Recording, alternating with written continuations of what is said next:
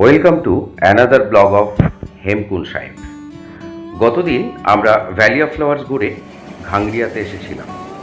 আগেই বলেছি, গোবিন্দঘাটি থেকে আপনারা ঘাংরিয়াতে হেলিকপ্টারে করে যেতে পারেন, ঘোড়ায় করে যেতে পারেন, অথবা ট্রেকিং করে যেতে পারেন। আমরা ট্রেকিং করেই গেছিলাম। হেমকুন্ড সাহেব উত্তরাখণ্ড রাজ্যের চামোলি জেলায় সমুদ্রপৃষ্ঠ থেকে ৪,৩২৯ মিটার উচ্চতায় অবস্থিত। হেমকুণ্ডের আক্ষরিক অর্থ হল তুষার হ্রদ, এবং এই হ্রদের নির্মল জল তুষারের মতো ঠান্ডা। অসংখ্য জলপ্রপাত, ঘন বন পেরিয়ে আপনাকে হিমালয়ের মনোমুগ্ধকর দৃশ্য, স্ফটিক স্বচ্ছ এবং পবিত্র হেমকুন্ড সাহেব এই ট্রেকিং ভ্রমণের মূল আকর্ষণ। তো আপনারা গোবিন্দঘাটি থেকে এখানেই আসতে পারেন হেলিকপ্টারে করে।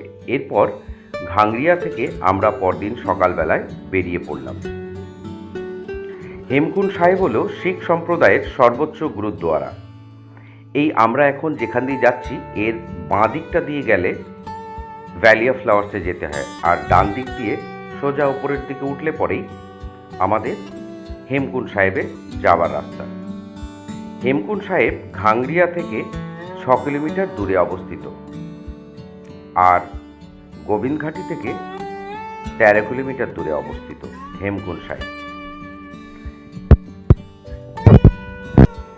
এই হেমকুন্ড সাহেবে যেতে অসংখ্য জলপ্রপাত, ঘন বন এসব পেরিয়েই আমাদেরকে হেমকুন্ড সাহেব যেতে হবে। ঘাংরিয়াকে বেস করেই আমাদেরকে ভ্যালি অফ ফ্লাওয়ার্স অথবা হেমকুন্ড সাহেব আসতে হবে। হেমকুণ্ডের পরিধি হচ্ছে 2 কিলোমিটার। হেমকুন্ড সাহেবজি একটি আধ্যাত্মিক বিস্ময়ের চেয়ে কম কিছু নয়। এটি কেবল বিশ্বের সর্বোচ্চ গুরুদ্বারাই নয়, বরং বিশ্বের সর্বাধিক পরিদর্শন করা শিখ তীর্থস্থান এবং অনেক মানুষের জন্য একটা পছন্দসই ট্রেকিং গন্তব্য।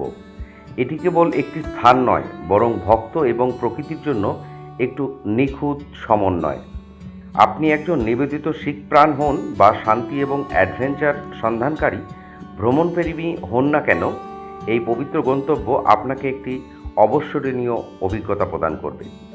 মেঘের মধ্যে একটি পবিত্র আবাস, সূর্য শৃঙ্গ, নির্মল প্রান্তরে ঘেরা এই ছোট গুরুদ্বারা অন্যান্য পঞ্চভুজাকার নকশা দশম শিখ গুরু গোবিন্দ সিংজির প্রতি শ্রদ্ধাঞ্জলি হিসেবে দাঁড়িয়ে আছে।